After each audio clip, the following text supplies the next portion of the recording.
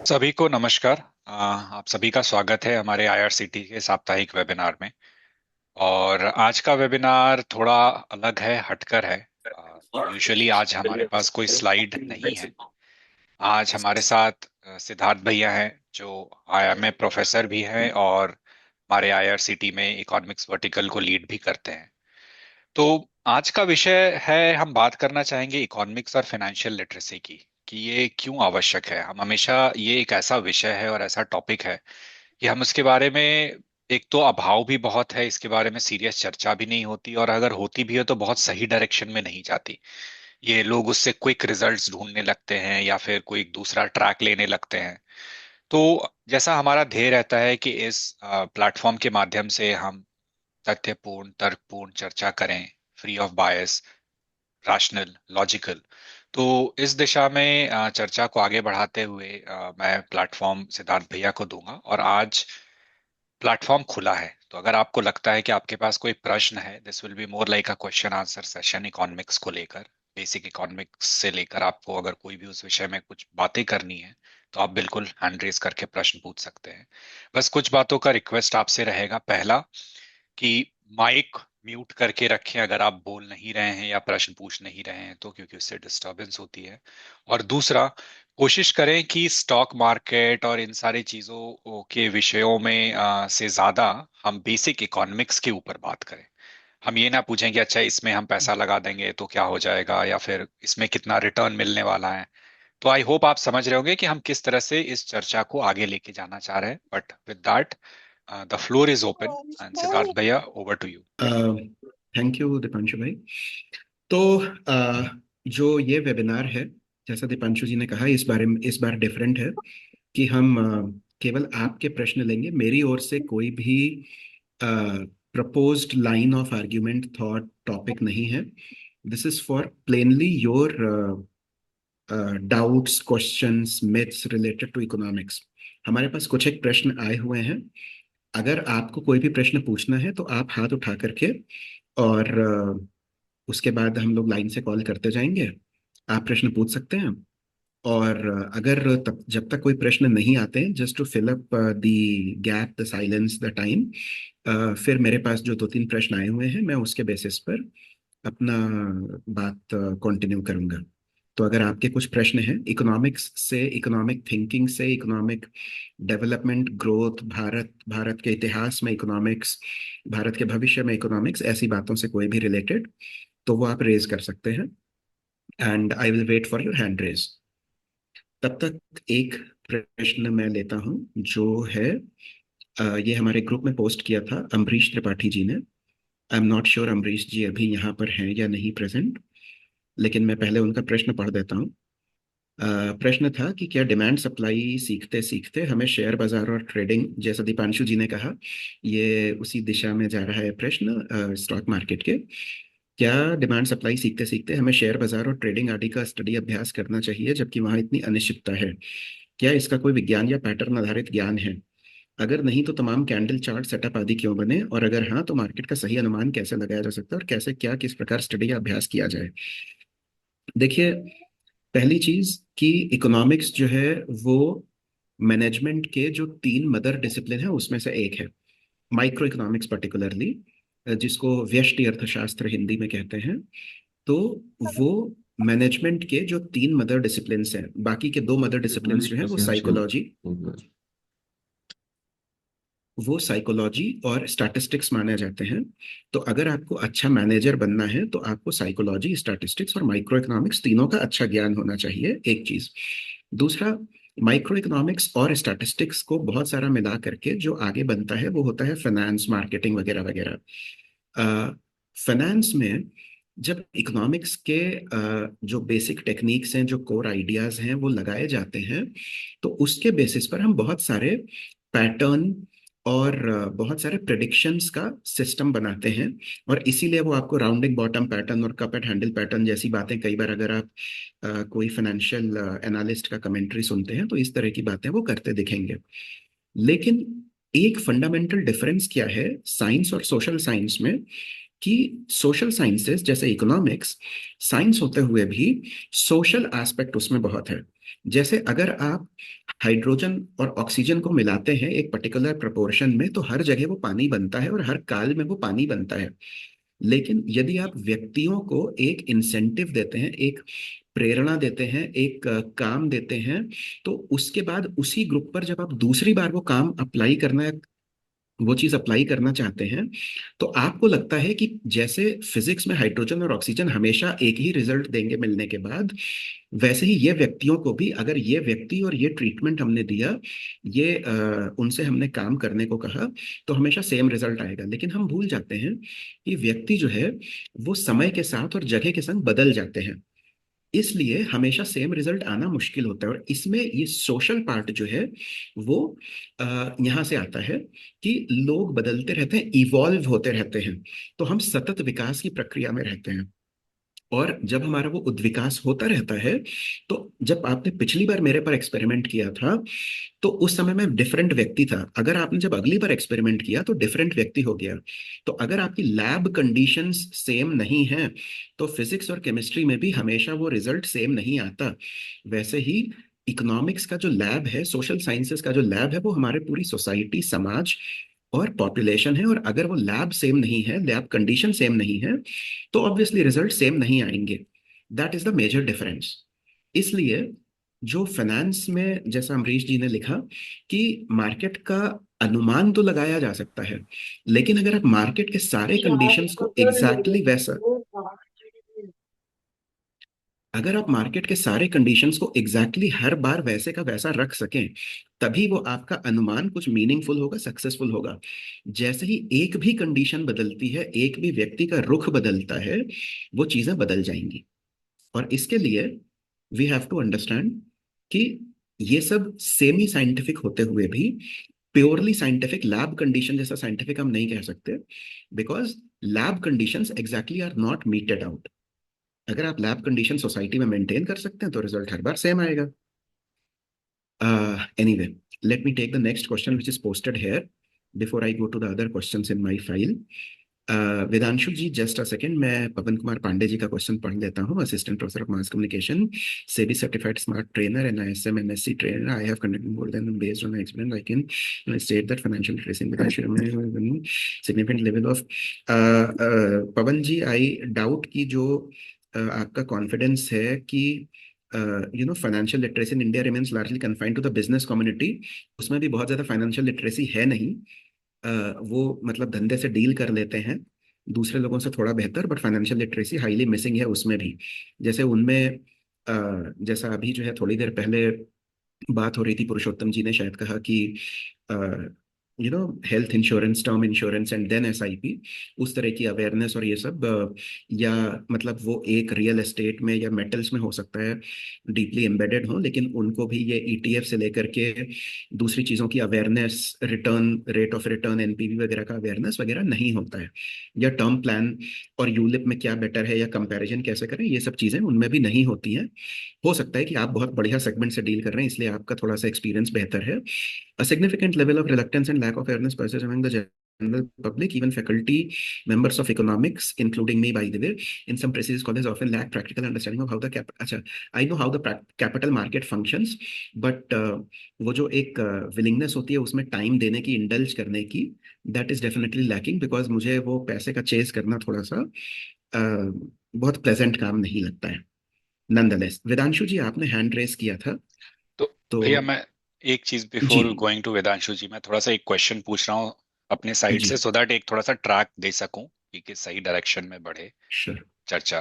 तो मेरा प्रश्न ये है, मेरा प्रश्न है फ्रीबीज इकोनॉमिक्स की तरफ। ठीक है। तो मेरा ये पूछना है कि, और ये मैं राष्ट्र से ज्यादा मैं एक इंडिविजुअल लेवल पर पूछता हूँ। ठीक है। लोगों को ये बात क्यों नहीं समझ में आती कि खर्च करने के लिए कमाना जरूरी है। ये इंडिविजुअल लेवल पर भी बात लागू होती है और देश के लेवल पर भी बात लागू होती है। आप अगर आगे बढ़कर कोई फ्रीबी आप दे रहे हैं और देते चले जा रहे हैं, और वो एक तरह से ट्रेंड बनता चला जा रहा है और बढ़ता चला जा रहा है, तो इवेंचुअली इसका बिल, जो थोड़ा सा, sorry for the crude language, but किसके नाम पर फटेगा। At the end of the day वैसे में इकॉनमी कहाँ जाती है, सरकार के पास वो पैसा कहाँ आएगा? और मैं रीजन इसलिए पूछ रहा हूँ क्योंकि मैं कनाडा में रहता हूँ। ठीक है। आज के डेट में लोगों को लगता है वेस्टर्न इकॉनमी है और वो है, बट मैं आपको बताता हूँ मेरी सैलरी का ऑलमोस्ट 50% टैक्स में चला जाता है। ऑलमोस्ट 50%। तो हम्म। और उसके बाद मैं ये भी देखता हूँ कि सरकार यहाँ के जो भी यहाँ भी है, फ्री बी इकॉनमीज यहाँ, हाँ डिफरेंट तरीके से है, लेकिन है कि सरकार इधर फंड कर रही है, उधर फंड कर रही है, पैसे जा रहे हैं और लोग बोल रहे हैं कि अरे यहाँ पर इन्फ्लेशन बढ़ रहा है। तो सॉरी, मैं अपनी बात को समेटता हूँ और पुनः प्रश्न ये पूछता हूँ कि उस लेवल की लिटरेसी क्यों नहीं आती, और अगर नहीं आती है, अगर देश उस डायरेक्शन में बढ़ रहा है, तो अंत में वो बिल किसके नाम पर फटेगा? देखिए ऐसा है, इकोनॉमिक्स में, एनवायरमेंटल इकोनॉमिक्स में एक बहुत प्यारा सा जोक है, और सबने शायद सुना होगा उसको, शायद इस तरह से फील ना किया हो। वो जोक ये है कि एक आदमी जो है एक रेस्टोरेंट के बाहर खड़ा हुआ है, और वो देखता है कि वहां पर एक नोटिस बोर्ड लगा है कि कुछ भी खाइए बिल आपके पोते चुकाएंगे। तो वो कहता है ये तो बड़ी अच्छी बात है। रेस्टोरेंट के अंदर जाता है, बहुत भीषण जो है वो बड़े से आइटम, महंगे आइटम, वाइन, चॉकलेट, आइसक्रीम, दुनिया भर की एग्जॉटिक चीजें ऑर्डर करता है, आधा खाता है आधा फेंकता है। बाहर निकलते समय वेटर उसको ऐसे कंधे पर टैप करता है, कहता है सर ये आपका बिल। तो वो कहता है ये क्या बदतमीजी है, यहाँ पर तो लिखा हुआ है कि आप कुछ भी खाइए बिल आपके पोते चुकाएंगे। तो कहता है यस सर, लेकिन ये आपके दादाजी का बिल है। तो हम जो है ना, जब ये अनलिमिटेड पेंशन, सभी को अनकवर्ड पेंशन मिलनी चाहिए, अ, हम जब ये डिमांड करते हैं कि सभी को सरकार पूरे पैसे दे, तो होता क्या है कि हमें उस समय तो बड़ा अच्छा लगता है कि भाई किसी ने हमारा ध्यान रखा, किसी ने हमें जो है वो पैसे ला करके दिए, फ्री में हमें सारी चीजें मिल गई। लेकिन होता यह है कि हर एक को अपने कर्म फल का जो हिसाब है वो सूनर और लेटर करना पड़ता है। आप नहीं करेंगे तो आपका पितृ ऋण जो है वो आपके बेटे और पोते चुकाएंगे, आपकी बेटियां और पोतियां चुकाएंगी। तो ये चीज जो है हम समझने से रिफ्यूज कर देते हैं। दूसरी चीज क्या होती है, लोगों को लगता है कि सरकार के पास तो बहुत पैसा है, ये हमें क्यों नहीं देते हैं। तो इसलिए डिमांड करने वाले ग्रुप हमेशा हमेशा खड़े हो जाते हैं, और वो हमेशा हैप्पी।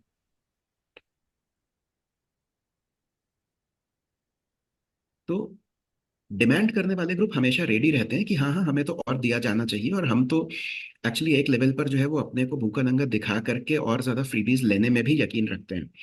लेकिन इसके दो तीन इकोनॉमिक टेक्निकल एस्पेक्ट्स जो है वो मैं थोड़ा सा हाईलाइट करता हूँ।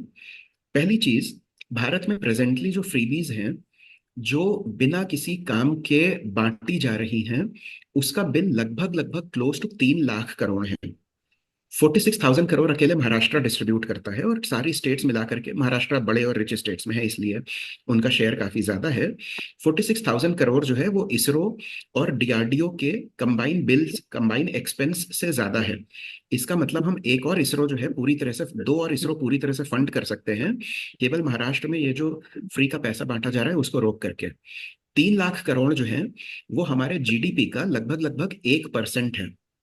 1% ऐसे बहुत ज्यादा नहीं लगता है, केवल 1% ही तो हुआ जैसी बातें लगती हैं लोगों को।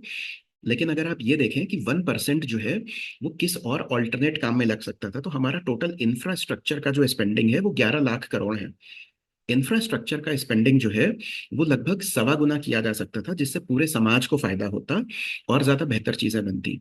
ये जो फ्रीबीज दिए जा रहे हैं, और ऐसा भी नहीं है कि ये बिल्कुल ही गरीब या डिजर्विंग लोगों को दिए जा रहे हैं, ये इसलिए दिए जा रहे हैं क्योंकि ये बहुत अच्छे वोट बैंक के तौर पर काम करता है। अगर कोई सच में डेस्टिट, इकोनॉमिक थ्योरी कहती है कि अगर कोई सच में बहुत डेस्टिट्यूट है, फॉर एग्जाम्पल अगर कोई अनाथ बच्चा है, तो उसको स्टेट की ओर से सपोर्ट किया जाना मजबूरी है। और वो भी हमारे आज के सिस्टम और समाज के स्ट्रक्चर की मजबूरी है। एक समय था जब यही काम हमारे सोशल स्ट्रक्चर में एम्बेडेड जो संस्थाएं थी, जैसे धर्मार्थ संस्थाएं थी, जैसे मंदिर थे, वो ये सारे काम करते थे। अब ओवर टाइम हमने उन पर डाउट करके जब वो सारे सिस्टम खत्म कर दिए और सब कुछ सरकार के हवाले कर दिया, तो जो डेस्टिट्यूट्स हैं उनकी हेल्प करने का काम सरकार के भरोसे आ जाता है। लेकिन उसके बियॉन्ड हमें जितने भी फ्रीबीज वगैरह हैं वो नॉर्मल जनता को जो काम कर सकती है, जो स्वयं को सपोर्ट कर सकती है, उसको किसी तरह से डिस्ट्रीब्यूट करने का कोई मतलब नहीं है।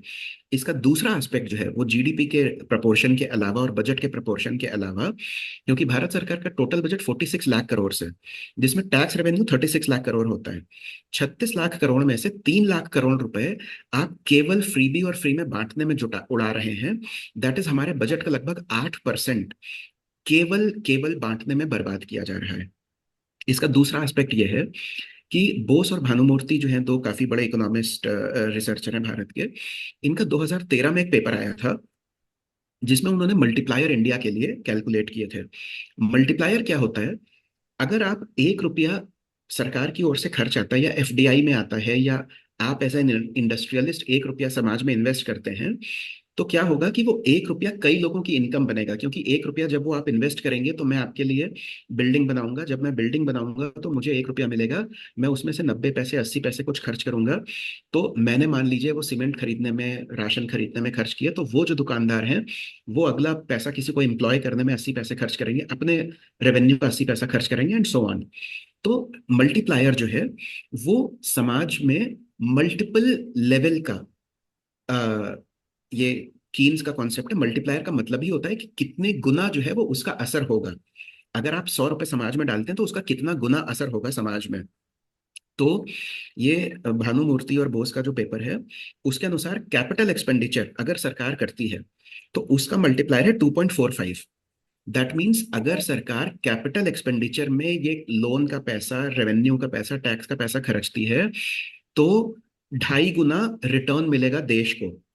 अगर यही पैसा वो केवल ट्रांसफर पेमेंट्स में खर्च करते हैं तो देश को रिटर्न मिलेगा 0.98 टाइम्स, मतलब 2% लॉस।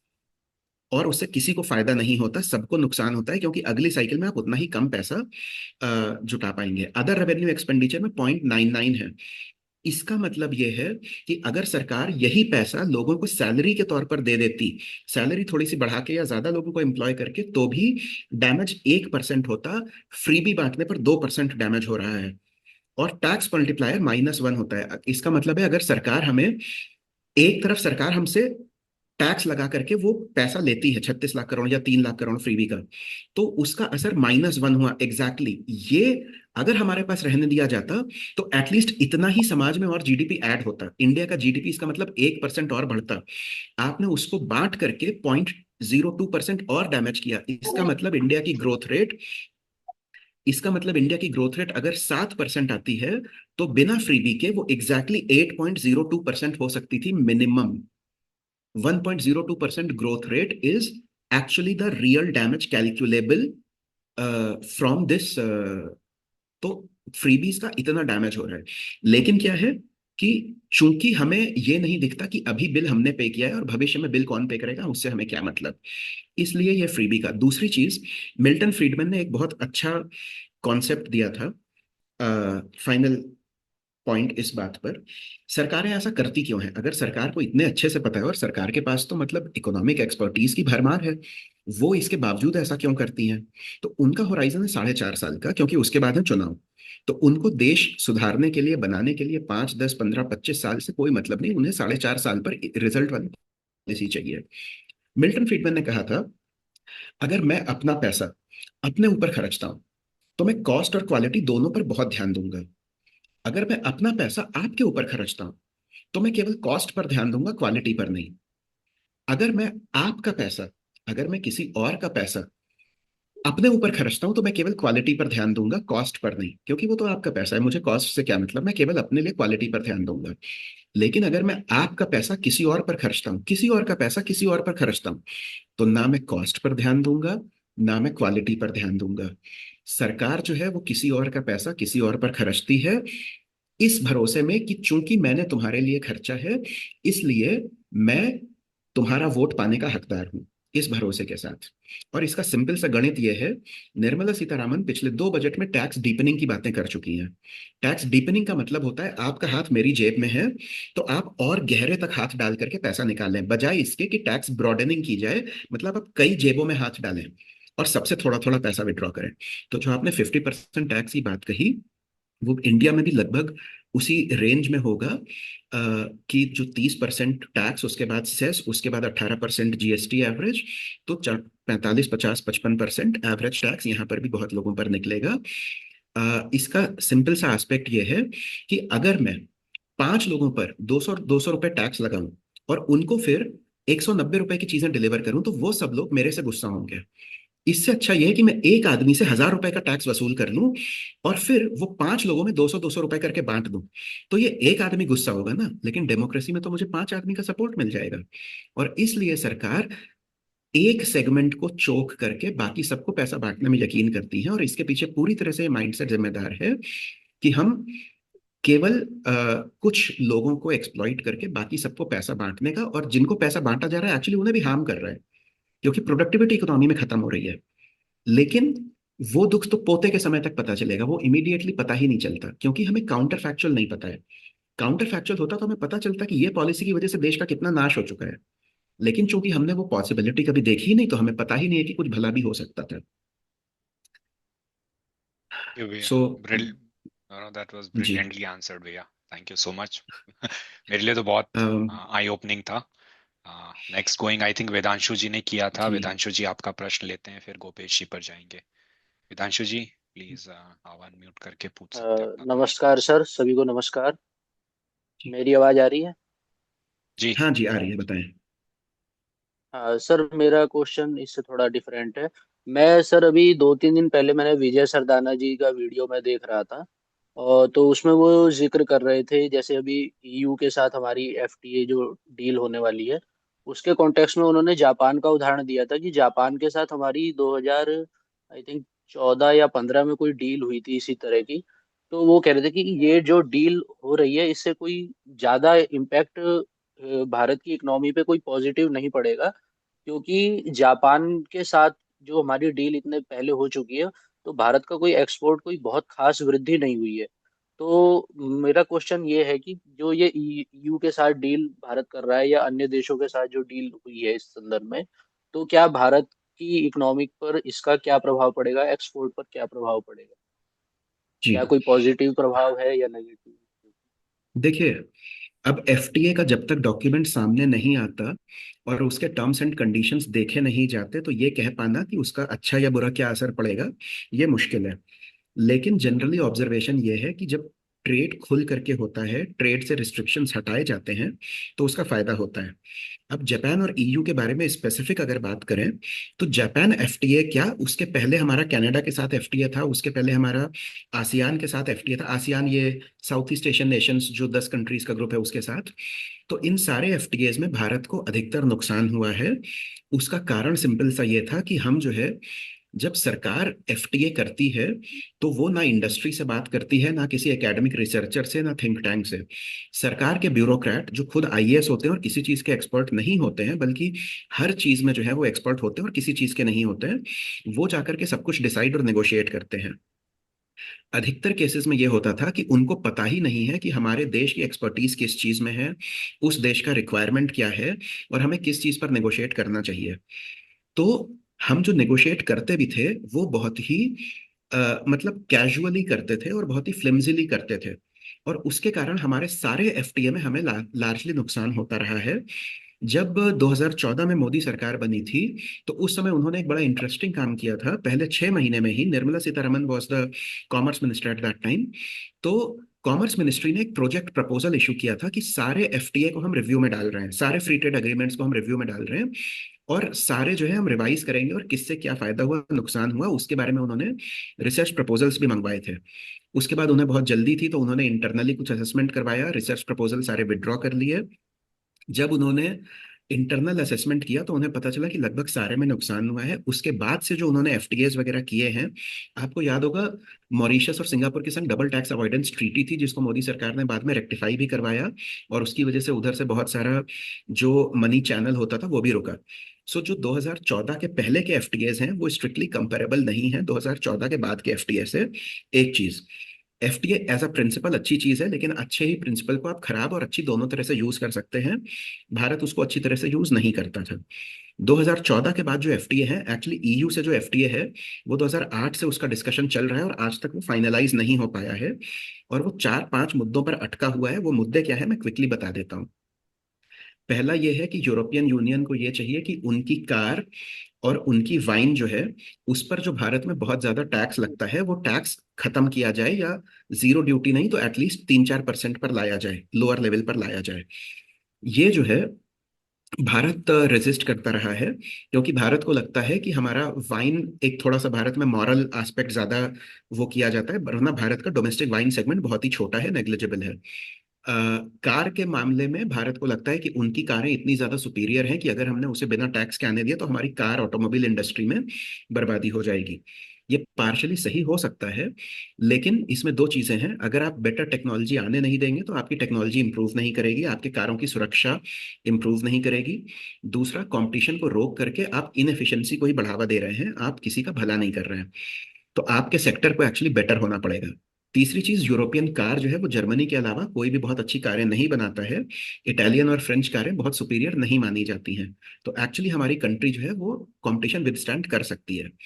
भारत की ओर से जो डिमांड है वो यहाँ पर अटकी हुई है कि एक तो हमें टेक्सटाइल को एक्सपोर्ट करने का फ्रीडम चाहिए था, जो उन्होंने एक कोटा सिस्टम बना रखा है, जो 1971 का कोटा सिस्टम था मल्टी फाइबर एग्रीमेंट के अंडर में। वो कैंसिल होने के बावजूद अधिकतर यूरोपीय देशों ने टेक्सटाइल कोटा सिस्टम बना रखा है, जिसमें बांग्लादेश का कुछ कोटा, मेक्सिको का, हैती का, श्रीलंका का कुछ कुछ कोटा बना रखा है। और वो कोटा कैंसिल करके भारत को फुल फ्री ट्रेड जोन में देने को अलाउड नहीं है, एक।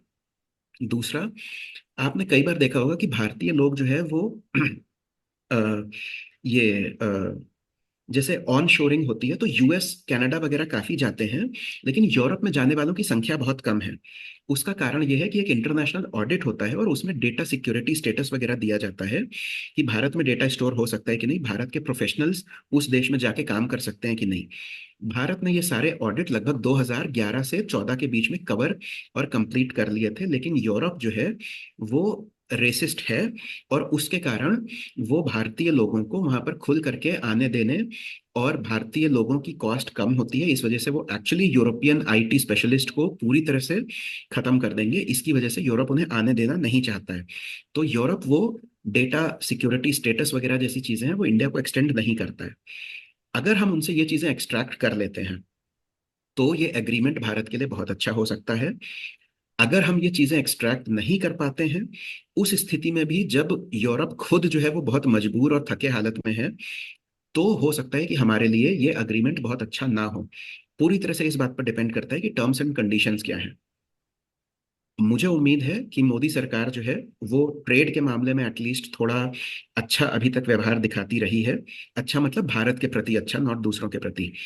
तो वो रिकॉर्ड देखते हुए शायद हम बेहतर ट्रेड डील स्ट्राइक कर सके।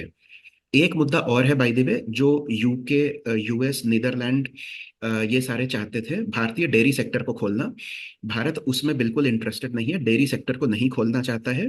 एंड आई थिंक वो अच्छा स्टेप है, क्योंकि वहां पर जो डेयरी है, यूएस में जैसे डेयरी प्रोडक्टिविटी बढ़ाने के लिए गायों को इंजेक्शन लगाने से और हार्मोनल थेरेपी देने से लेकर के मीट खिलाने तक जैसे बहुत सारे काम होते हैं। मतलब मीट, चिकन का ही नहीं, गाय का भी मीट खिला दिया जाता है गाय को ही। यूएस में ये सब बहुत कॉमन है। वैसे ही जो है यूरोप में मैकेनाइज्ड मिल्चिंग होती है। मतलब इंसान की जगह मशीन जो है वो गाय का दूध दुहेगी, और जब मशीन दूध दुहती है तो उससे कई बार जो गाय के अडर्स हैं वो छिल जाते हैं और उससे खून आ जाता है, और वो खून भी दूध में मिल जाता है। और उसको क्लीन करने के लिए उसके बाद वो लोग कई बार वो वाइटनर्स वगैरह डालते हैं। आई डोंट थिंक इंडिया में इस तरह की डेयरी प्रोडक्ट्स वगैरह को प्रमोट किया जाना चाहिए। दूसरा, एग्रीकल्चर, डेयरी, फिशरी, इन सब में farming, agriculture is larger term for farming, dairy, fishery, everything. Europe में एग्रीकल्चरल फिशरीज बहुत, agriculture subsidies, sorry, agriculture subsidies बहुत ज्यादा हैं। आई डोंट थिंक हमें ऐसे सेक्टर्स को जहां पर वो इतना ज्यादा सब्सिडी दे रहे हैं उधर उसे खुल के अलाउ करना चाहिए। 20 साल की नौकरी मिली है। जी। So that is what I would sir से, इट इससे डिपेंड्स ऑन द जुड़ा टर्म्स एक एंड कंडीशन। एक सर इससे जुड़ा ही एक क्वेश्चन मेरा और है कि जी। इस कॉन्टेक्स्ट में कि जो सरकार जो है किसानों को जो 6,000 रुपए जो सब्सिडी के तौर पे कुछ ऐसा करके देती है, तो हाँ हाँ। इसको फ्री बीज के कॉन्टेक्स्ट में आप किस तरह देखते हैं? क्या ये किसानों को देना चाहिए, या अर्थव्यवस्था पर इसका क्या प्रभाव पड़ता है, क्योंकि बिल्कुल नहीं हमारे यहाँ देना चाहिए। छोटी जोत के किसान भी बहुत। वेदांशु जी, हमने इस प्रश्न पर एक बार टच अपॉन कर लिया है, तो मुझे मेरा रिक्वेस्ट रहेगा कि एक बार हम गोपेश जी जी के पास चलते हैं हाँ और फिर अगर समय बचा तो हम वापस एक जी। बार आएंगे। तो Gopesh ji please. In the short बिल्कुल नहीं देना चाहिए, फॉर द सेम रीजंस। जी Gopesh ji. Hi sir, good evening और thank you for this opportunity. मेरा query sir actually US bond को लेकर है। मुझे इकोनॉमिक इतना इतना आइडिया नहीं है, बट सर रिसेंटली जो अभी न्यूज़ में सुन रहे हैं कि बाकी सारी कंट्रीज जो है यूएस बॉन्ड को डंप कर रही हैं, इनफैक्ट इंडिया भी कर रही है, बिकॉज अभी उन पर उनको ट्रम्प पर या अमेरिकन इकोनॉमी में भरोसा नहीं रहा। तो सर आपको क्या लगता है सर, आगे उसको डंप करके वो कहाँ उसको इन्वेस्ट करेंगे, एक चीज। और सर जब उसको वो विड्रॉ करते हैं यूएस बॉन्ड को, तो सर वो किस तरह से करते हैं, in what form. Thank you. So US bond को बेसिकली डंप करने का मतलब है कि आपने यूएस ट्रेजरी से जो एक लेटर लिया था कि हमने इतना लोन उसे दिया है या इतना पैसा उनके पास रख करके एक प्रॉमिसरी नोट ले लिया है कि मेरा इतना पैसा तुम्हारे पास जमा है, उस पर कुछ इंटरेस्ट वगैरह मिलता रहेगा, वो हमने उनको वापस कर दिया, अपनी एफडी तोड़वा ली। अगर बहुत सिंपल शब्दों में, बहुत ही क्रूड वे में समझा जाए, तो हमने यूएस के पास जो अपनी एफडी रखी थी वो तोड़वा ली।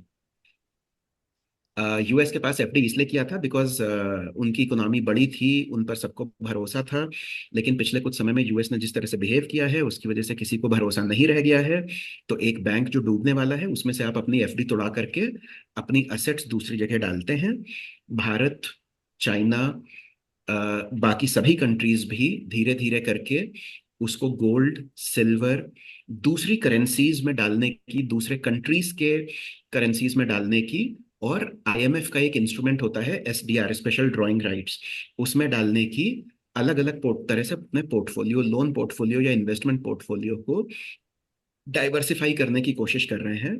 और इसका असर अमेरिका पर यह होगा कि अगर कोई बैंक जो है वो उसका लोन कोई ना लेना चाहे तो वो बैंक बैंकरप्ट हो जाता है। वैसे ही अमेरिका के संग भी हो सकता है। अमेरिका को भी ये बात पता है कि उनका लोन बहुत ज्यादा बड़ा हो चुका है, उनके जीडीपी से लगभग 1.25 गुना ज्यादा उनका लोन बैलेंस शीट है। और इसलिए वो ये कोशिश कर रहे हैं कि किसी तरह या तो अपना लोन उन्हें देना ना पड़े, या फिर किसी तरह वो लोन किसी और फॉर्म में कन्वर्ट किया जा सके, जैसे कि बिटकॉइन, या फिर सिंपल आक्रमण करके जितने लेनदार हैं उनको देने के लिए या तो असेट्स पैदा कर लो, या उनका भरोसा वापस जगा सको, या सिंपली देने से मना कर दो। अमेरिका ये एक बार 1971 15 अगस्त की सुबह रिचर्ड निक्सन के समय पर पहले भी कर चुका है। जब डॉलर गोल्ड से बैकड अप था, सिंपली अमेरिका ने एक सुबह डिक्लेयर कर दिया 15 अगस्त 1971 को कि हम डॉलर के बदले अब गोल्ड नहीं देंगे। तो अमेरिका ये पहले भी कर चुका है। इसके बारे में आपको अगर और ज्यादा डिटेल में जानना है कि ये डॉलर से और अमेरिकन डेट से किस तरह से जुड़ी हुई प्रॉब्लम है, तो केनेथ रोगोफ एक काफी बड़े इकोनॉमिस्ट हैं। केनेथ रोगोफ का एक पॉडकास्ट आप यूट्यूब पे सुन सकते हैं, या फिर उनकी किताब है वो देख सकते हैं। आपको टाइटल डालना होगा केनेथ रोगोफ, ROGGOFF या ROGOFF, Kenneth Rogoff, our dollar your problem. Thank you जी सर, थैंक यू। जी। क्यों गोपेश जी, नेक्स्ट क्वेश्चन। नहीं, आई थिंक गोपेश जी ने ही पूछा था वो हैंड रेस करके पहले। अभी मैं चैट से एक दो मैसेजेस ले लेता हूँ। I think okay. ये 2 या 3 मैसेजेस इधर हैं। तरुण वर्मा जी ने लिखा है कि in an economy where GDP growth looks strong on paper, why does the common man still struggle with rising prices, low savings and job insecurity? How can economic policy be redesigned to improve everyday life, not just statistics? देखिए तरुण जी, ऐसा है कि अगर आप भारत के context में ये बात पूछ रहे हैं, तो ऐसा है कि कुछ भी जो है वो परफेक्ट नहीं होता है। आप ये सोचिए कि अगर ये इकोनॉमिक ग्रोथ, ये जीडीपी ग्रोथ नहीं हुई होती, तो कॉमन मैन का जो स्ट्रगल है ना वो इससे कहीं ज्यादा बर्बाद होता, इससे कहीं ज्यादा हेवी होता। जैसे कि 80s में जब हमारे पास ग्रोथ नहीं थी, तो हमारे जो कॉमन मैन का स्ट्रगल है वो इस लेवल पर था कि मारुति 800 जो है वो ड्रीम कार थी भारतीय मध्य वर्ग के लिए। और अधिकतर लोगों को बजाज स्कूटर लेने के लिए 10 महीने का वेटिंग टाइम लगता था, अगर आप लकी हैं तो। ठीक है। तो जो जीडीपी ग्रोथ है उसका असर बहुत जगह पर दिखता है। जो जीडीपी ग्रोथ है उसका असर लो सेविंग्स में नहीं, हाई सेविंग्स में दिखता है। भारत में सेविंग रेट 28% पर है। जॉब इनसिक्योरिटी जो है वो ऐसा है कि जॉब सिक्योरिटी अगर चाहिए तो अ, उसके लिए आपको फिर इतना ज्यादा कैपेबिलिटी होनी चाहिए, इतनी ज्यादा इकोनॉमिक ग्रोथ होनी चाहिए कि हर कोई जॉब में सिक्योर रह सके। जॉब इनसिक्योरिटी और सिक्योरिटी जैसी चीजें वैसे भी बहुत पुराने समय की बातें हैं। जो कैपेबल लोग हैं वो एक ही जॉब में जिंदगी अब गुजारते नहीं हैं। तीसरी चीज जो आपने राइजिंग प्राइसेस की लिखी है, राइजिंग प्राइसेस का मेजरमेंट होता है इन्फ्लेशन। इन्फ्लेशन का रेट भारत में इस समय एक डिफिकल्ट जोन में है, क्योंकि जहां पर 2008 9 10 11 में फूड इन्फ्लेशन 16-17% हुआ करता था और ओवरऑल इन्फ्लेशन 8% 10% के बीच में हुआ करता था, इस समय होलसेल प्राइस इंडेक्स जो है वो आधे टाइम नेगेटिव में चली जाती है, -0.5 -1 पर। और कंज्यूमर प्राइस इन्फ्लेशन जो है वो 2% के आसपास है, जबकि रिजर्व बैंक का जो टारगेट रेट जोन है वो 4% ±2% होता है। इसका मतलब we have a problem of very low inflation, which means the prices are not rising sufficiently high. एक क्रीपिंग इन्फ्लेशन इकोनॉमी में नेसेसरी होता है और हमारे प्राइसेस बढ़ नहीं रहे हैं, ये चिंता की बात है। तो इकोनॉमिक पॉलिसी जो है उनको रीडिजाइन करने की जरूरत है टू इम्प्रूव एवरीडे लाइफ, बिल्कुल। But rejecting the entire growth by saying that not just statistics, I am sorry, this is a totally misplaced understanding of economic statistics. GDP growth का ही असर है कि आपका जीडीपी पर कैपिटा $3,000 पर person को cross करने की कगार पे खड़ा हुआ है। और रियल टर्म्स में ये जीडीपी जो नॉमिनल टर्म्स में $3,000 पर कैपिटा पर है, वो लगभग $12,000 पर कैपिटा पीपीपी टर्म्स में पहुंचने को है। उसका असर है कि आपको आज गांव में, शहर में, सब जगहों पर सड़कों की कनेक्टिविटी, बाइक्स, इलेक्ट्रिसिटी, और भारत के 70% घरों में लगभग टीवी, फ्रिज और एक वाहन, भले ही वो दो पहिया वाहन हो या चार पहिया वाहन हो, लेकिन एक मैकेनाइज्ड वाहन, भारत के 70% घरों में उसकी कवरेज मिलती है। तो ग्रोथ को रिजेक्ट करने की जगह we have to embrace growth, and the answer to the problems is not less but more GDP growth and more orientation towards GDP growth. I okay. Think हाँ, अब हाथ उठाने वालों एक एक करके हाथ उठाने और कमेंट से ले आ जाए अगर तो। समीर जी ने क्या रखा है एक। जी, या समीर जी नमस्ते। Please go ahead. नमस्ते सिद्धार्थ जी, धन्यवाद जी आपके समय नमस्ते। के लिए। एक प्रश्न है डी डॉलराइजेशन को लेके। डी डॉलराइजेशन की इतनी चर्चा हो रही है, लेकिन विश्व अर्थव्यवस्था और भारत की अर्थव्यवस्था जिस तरह से डॉलर पे निर्भर है, इस निर्भरता को पूरी तरह से हटाने में या न्यून करने में कितना समय लग सकता है, और क्या ये व्यवहारिक है आपको लगता है?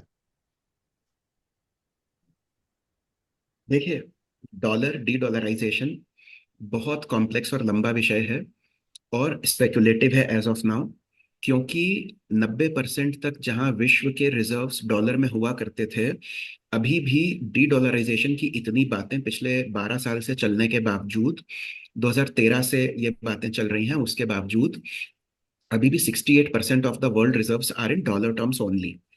Dollar still remains one of the strongest world currencies. Dollar बहुत स्ट्रांग करेंसी है, अभी भी सब जगह वर्ल्ड में एक्सेप्टेड होता है। इसलिए डी डॉलराइजेशन अगले 7-8 साल में अंडर नॉर्मल सर्कमस्टांसेस, अगर कुछ बहुत ड्रास्टिक नहीं होता है, तो डी डॉलराइजेशन जैसी बातें मुश्किल हैं। हाँ, ये जरूर हो सकता है कि डॉलर की जगह पर बहुत सारी और करेंसीज में व्यवहार शुरू हो सके और हम उसको फैसिलिटेट कर सके। उसका एक मेजर तरीका ये होता है इलेक्ट्रॉनिक करेंसीज, कि जिसमें डॉलर से डिपेंडेंसी हट करके इलेक्ट्रॉनिक करेंसीज पर चली जाए। Electronic currencies are different from crypto currencies.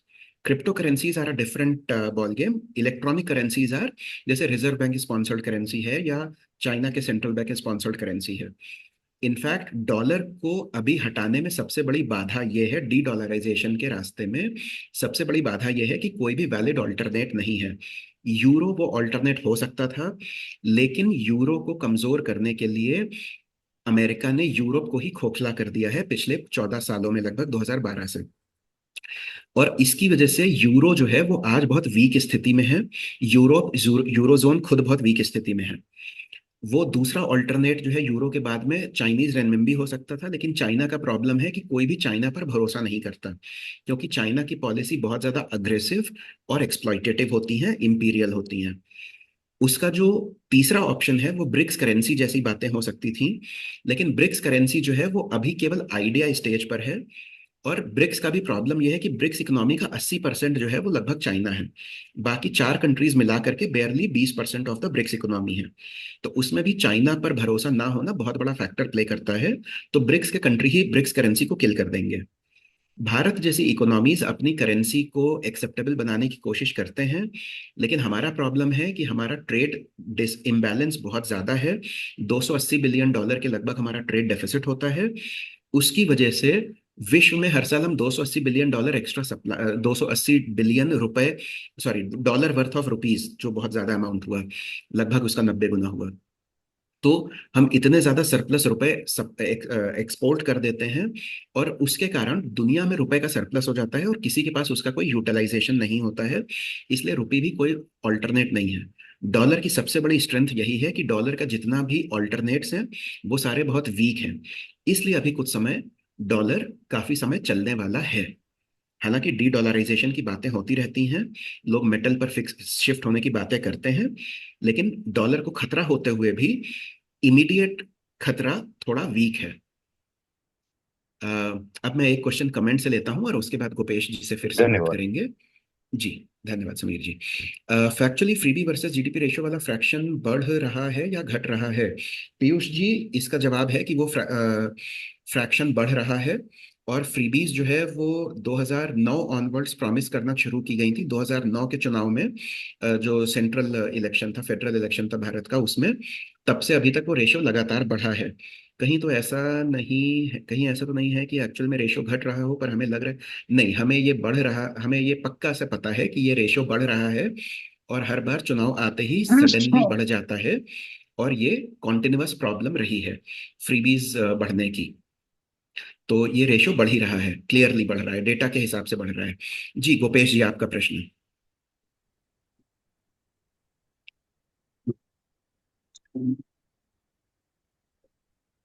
Gopesh जी, आप अगर अभी सुन रहे हैं तो प्लीज, आपने हाथ हेलो। रेस कर रखा था। जी गोपेश जी हेलो। बोलें। हाँ सर, एक्चुअली सर मेरी जो मेरा प्रीवियस क्वेश्चन था उसी के रिलेटेड है। मैं सर जानना चाह रहा था कि सर जैसे अभी यूएस मार्केट्स में मैक्सिमम जो इन्वेस्टर्स हैं, एचएनआईज या फिर जो इंस्टीट्यूशंस हैं, they are withdrawing their money.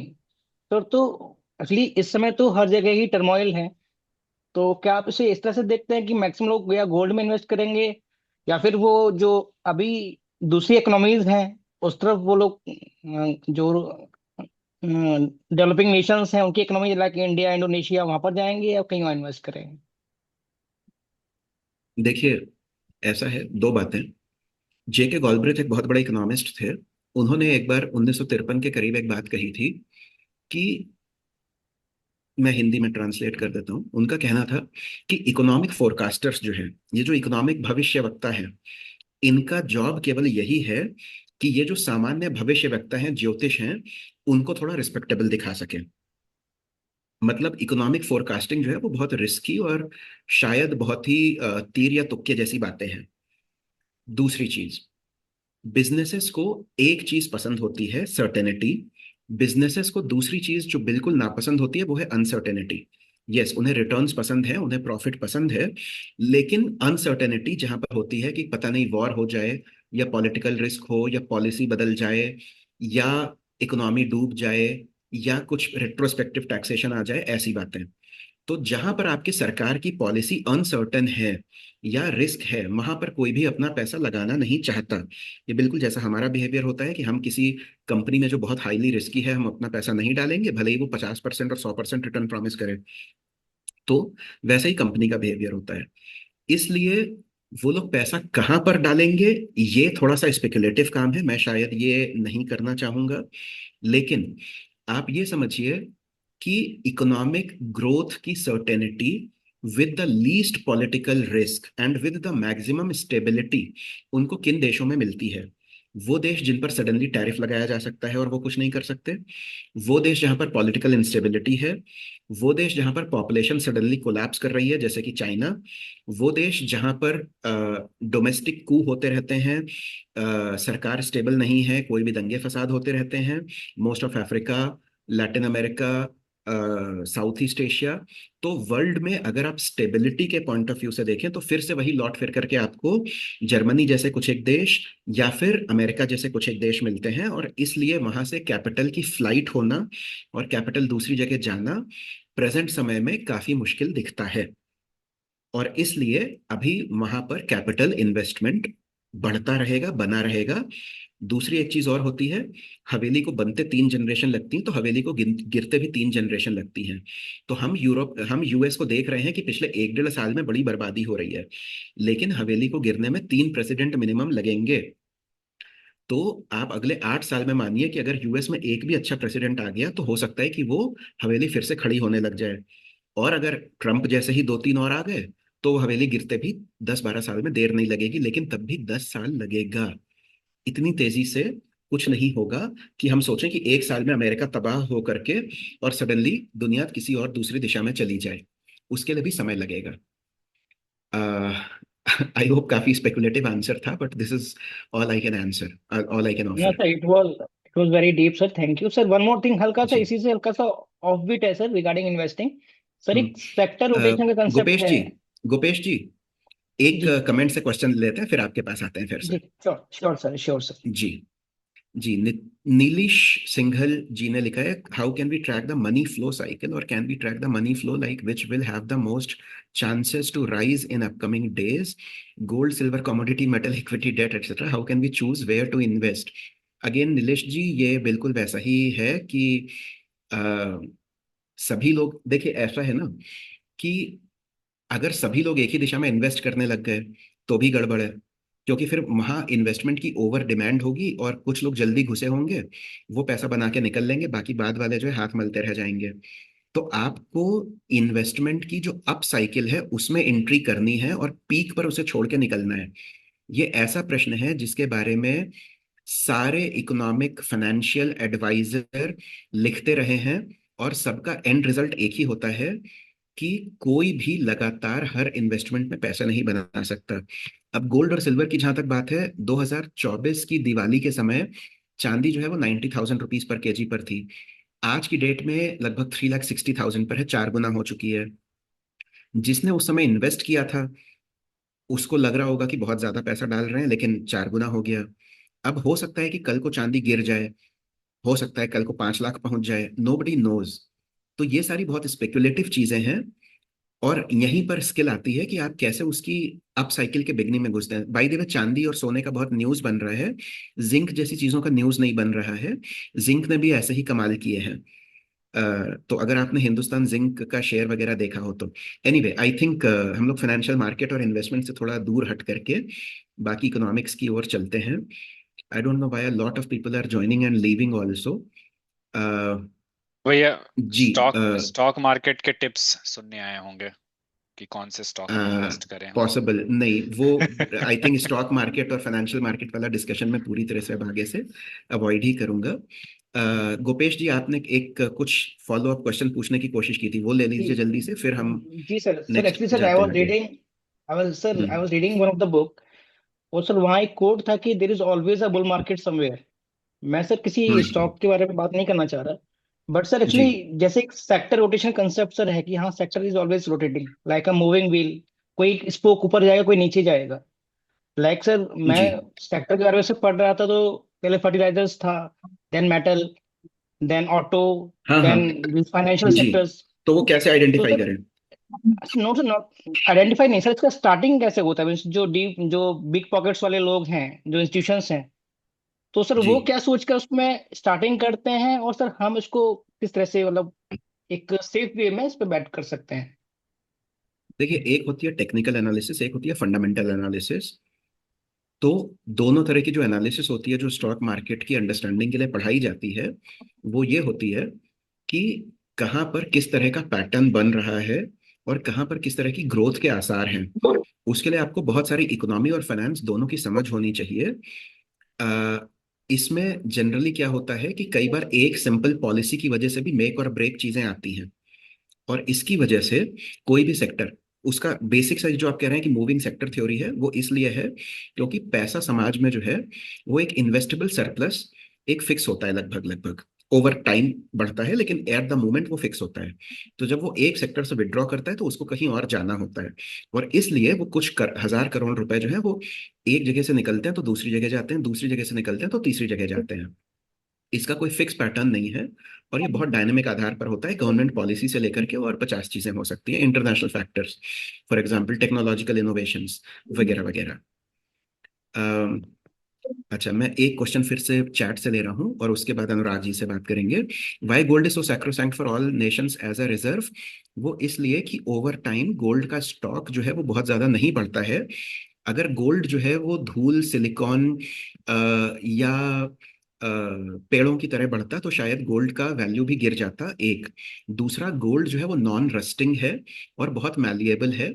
इसकी वजह से गोल्ड की ट्रेडिशनल वैल्यू हमेशा से रही है।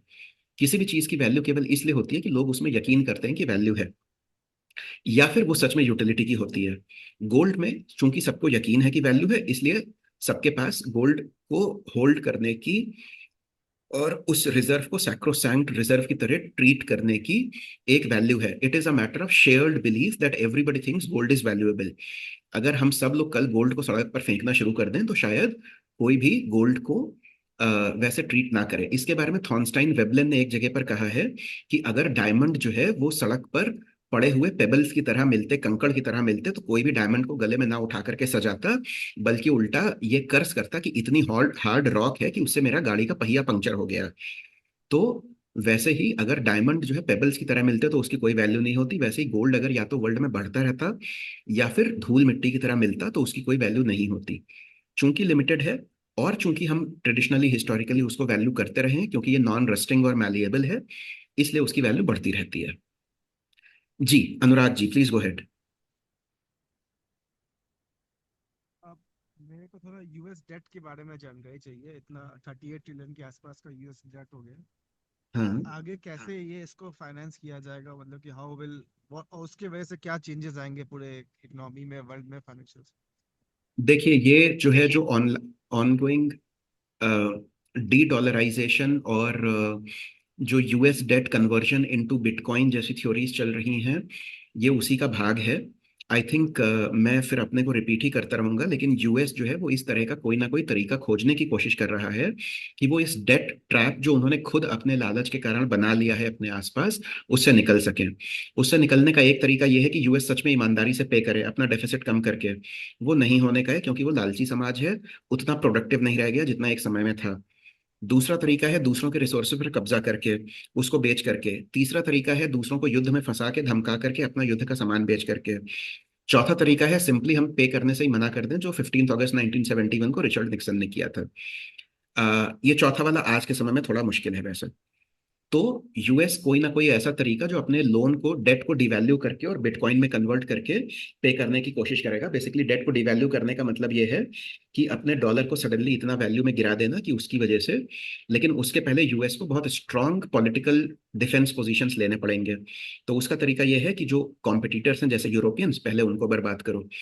तो ये सारा एक स्टोरी में फिट होता तो लगता है, लेकिन कॉन्स्पिरेसी थ्योरी की खूबसूरती यही है कि हर कुछ जो है वो बड़ा नीटली फिट होता हुआ ऐसा लगता है, और शायद उसमें कोई भी तत्व ना हो। तो आई डोंट नो कि वो कैसे निकलेंगे इससे। ईमानदारी का तरीका तो यही है कि अपना फिस्कल डेफिसिट कम करें, अपना फिस्कल डेफिसिट कम करें, और अपना जो है जो लोन है वो धीरे धीरे करके बेहतर तरीकों से अपनी प्रोडक्टिविटी बढ़ा करके पे करें। लेकिन यूएस से हाँ इतनी तो ईमानदारी और यूएस इतने का वाइजनेस की उम्मीद करना थोड़ा ज्यादा होगा। मैं अगर एक और कमेंट ले रहा ये हूँ। कर लेता है, सॉरी, अगर ये कर लेता है तो ये कब तक आपको होता दिख रहा है?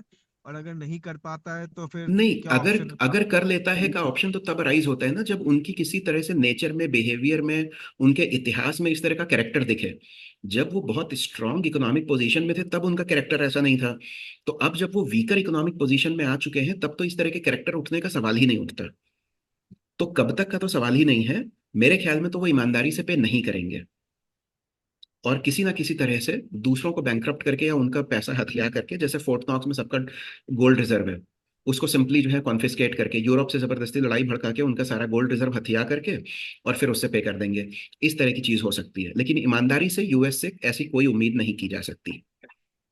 और वो प्रेसिडेंट ट्रम्प हो चाहे कोई और हो, सारे प्रेसिडेंट जो हैं वो उनके लार्जर सिस्टम की एक तरह से कठपुतली है, उससे भी कोई उम्मीद नहीं की जा सकती। ट्रम्प के होने या न होने का इसमें कोई रोल नहीं है। गोल्ड और सिल्वर का प्राइस हाइक पर भारत के समाज पर प्रभाव पर प्रकाश डालें। भारत के समाज को थोड़ी सी अकल आएगी कि गोल्ड और सिल्वर में अपना पैसा रखना फंसाना बंद करें, और उसके कारण जो कैपिटल सीपेज होता है पूरा लार्जर इकोनॉमिक साइकिल में से, सर्कुल सेविंग इन्वेस्टमेंट एंटिटी करके एक चीज होती है जिसमें saving should be equal to investment. आपका सेविंग अगर गोल्ड के फॉर्म में है तो वो इन्वेस्टमेंट में ट्रांसलेट नहीं होता। हमारे समाज में इन्वेस्टमेंट कम होने का एक बहुत बड़ा कारण यह है कि गोल्ड और सिल्वर में पैसा फंसा रहता है। इसलिए अच्छा होगा जब प्राइस इतना बढ़ जाएगा कि लोग गोल्ड और सिल्वर में पैसा ना डालें। हालांकि इसका दूसरा एस्पेक्ट ये है कि लोग गोल्ड और सिल्वर में पैसा क्यों डालते हैं अगर कैपिटल साइकिल में पैसा ज्यादा क्रिएटिव हो सकता है। क्योंकि भारत की सरकार, भारत की इकोनॉमी इतनी वीक है या इतनी अनसर्टेन है कि लोगों की मजबूरी होती है कि अपना पैसा जमीन और गोल्ड में फंसा करके रखें। तो ये चिकन एंड एग प्रॉब्लम है। इकोनॉमी वीक इसलिए क्योंकि गोल्ड में पैसा है, गोल्ड में पैसा है इसलिए इकोनॉमी वीक है। सो एनीवे, आई थिंक समाज के लिए भला ही होगा लॉन्ग रन में, लेकिन हाँ छोटे थोड़े समय में, शॉर्ट रन में काफी दुख देने वाला है ये प्राइस राइज। जी, गौरव आईफोन, आप का कुछ प्रश्न है, शायद आपने हैंड रेज किया हुआ है। Yes hi. एक्चुअली जी। मैं थोड़ा सा ये जानना चाह रहा था कि सिल्वर की प्राइसेस अभी जो बढ़ी है इसके पीछे, बिकॉज डिमांड अचानक से क्या डिमांड बढ़ गई कि सिल्वर की प्राइसेस बढ़ी। जैसे लोग बोलते हैं कि ईवी कार्स में सिल्वर का रिक्वायरमेंट है।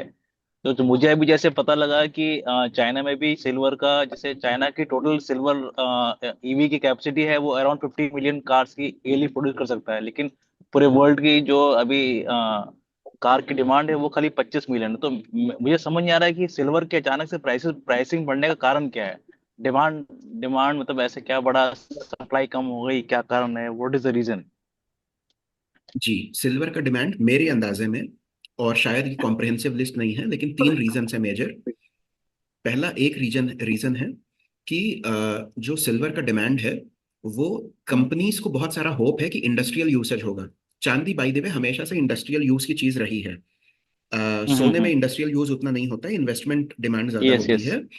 लेकिन यस। चांदी में जो इंडस्ट्रियल यूज है उसके कारण और कंपनी को अभी उम्मीदें हैं कि बैटरी में से, ईवी की बैटरी में, और डेटा सेंटर्स के लिए जो पावर स्टोरेज की बैटरी है उसके लिए, तो सिल्वर का यूसेज बढ़ सकता है। इसलिए सिल्वर का एक स्पेक्यूलेटिव कलेक्शन चल रहा है, one.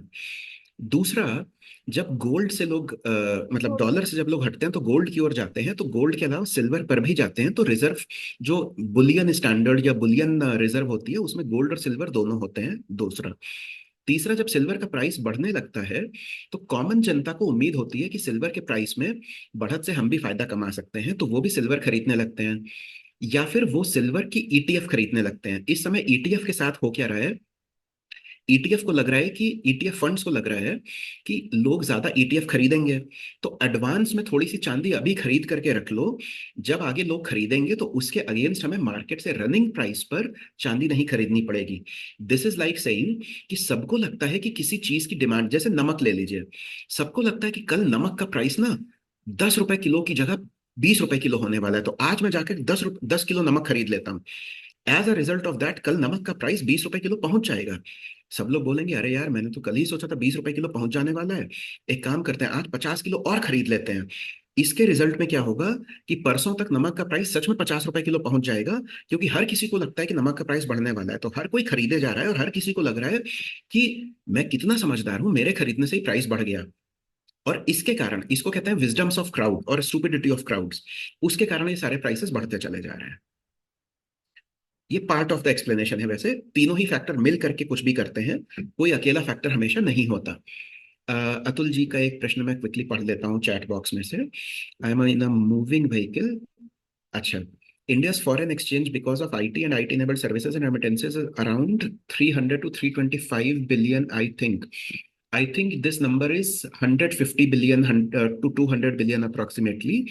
But anyway, our product export is around 400 billion. Yes, 450 billion cross कर गया है अब. I think, but we spend a significant sum of foreign currency on that because we have to import a lot of raw materials components. So it happens like if somewhere our IT sector maintenance dry up, then what will happen to our economy? Will we even be able to buy our energy or fuel? अच्छा, मैं थोड़ा सा perspective में डाल देता हूँ चीजें। हमारा जो ट्रेड डेफिसिट है, मर्चेंडाइज डेफिसिट है, वो करीब 280 बिलियन डॉलर का होता है।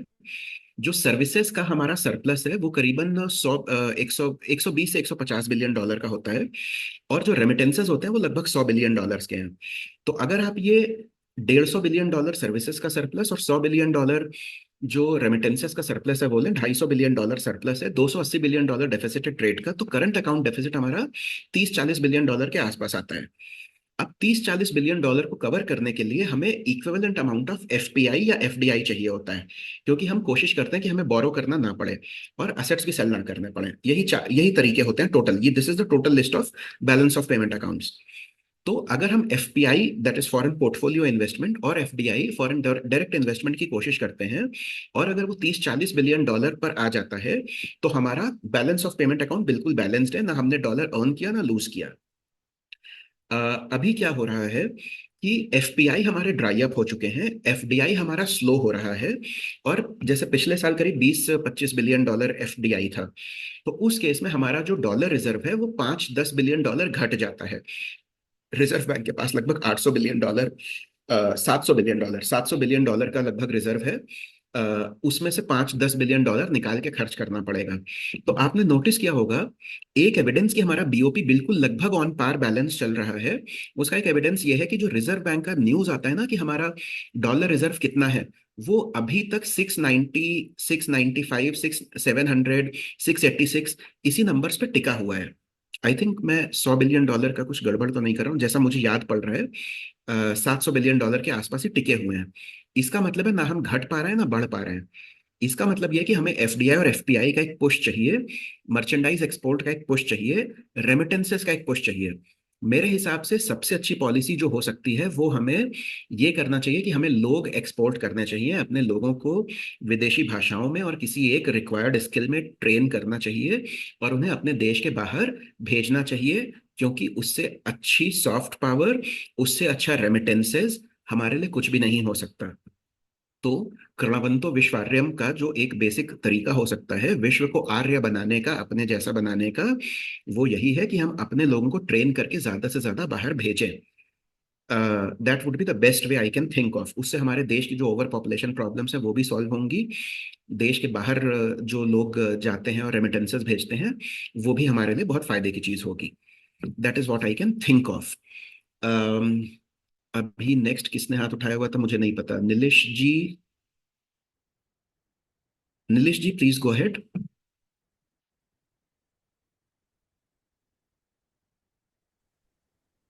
हेलो जी, नीलेश जी सर, बताएं। आपके डिस्कशन से ही मेरे दिमाग में एक चीज आई। आप बताइए कि सही है कि गलत है यूएस डेब्ट को लेके ही, कि एक तरफ तो यूएस डॉलर को वैल्यू घटा दे, वो घटा ही रहा है, और दूसरी तरफ गोल्ड का रेट बढ़ा दे, वो भी बढ़ ही रहा है। तो उसकी प्रॉब्लम तो सोल्व हो जाएगी सर। डॉलर का रेट घटता रहे, लोन घट गया, गोल्ड का रेट बढ़ता रहे, उसकी वैल्यू बढ़ गई, गोल्ड का रिजर्व उसके पास है ही, तो प्रॉब्लम सोल्व हो गई। और यूएस वाले इंटेलिजेंट तो है ही सर, बेवकूफ तो है नहीं वो लोग। इसमें आपका अगर क्या इतना कहना है? आसान अगर इतना आसान होता तो वो अब तक कर चुके होते हैं। देखिए, इसमें एक फंडामेंटल प्रॉब्लम यह है कि अगर वो डॉलर का रेट घटा देते हैं, डॉलर को डिवैल्यू कर देते हैं, तो हर परचेज के बदले उन्हें ज्यादा डॉलर देना पड़ेगा। ठीक है, जब उन्हें हर परचेज के बदले ज्यादा डॉलर देना पड़ेगा, इसका मतलब है उन्हें ज्यादा डॉलर खर्च करने पड़ेंगे, इसका मतलब है उन्हें ज्यादा लोन रेज करना पड़ेगा। That essentially increases their debt. ये जो पूरा डॉलर का स्टोरी हो रहा है, इसको 1960s में ही किसी ने पॉइंट आउट किया था। एक ट्रिफलिन करके इकोनॉमिस्ट है, इसको ट्रिफलिन डिलेमा बोला जाता है। जॉन मेनर्ड कीन्स ने 1946 में ही ये लिखा था कि ब्रेटन वुड्स जो सिस्टम है जिसने डॉलर को वर्ल्ड की करेंसी के तौर पे एस्टैब्लिश किया है, it is a system designed to fail. तो ये अंत में प्रॉब्लम करेगा ही करेगा। तो ट्रिफलिन और कीन्स के जो शब्द हैं उनके अनुसार ये सिस्टम डिजाइन टू फेल वाली प्रॉब्लम है। ट्रिफलिन डिलेमा के अनुसार यूएस के पास केवल एक ही ऑप्शन है कि इस डेट को ब्लोट होने दिया जाए।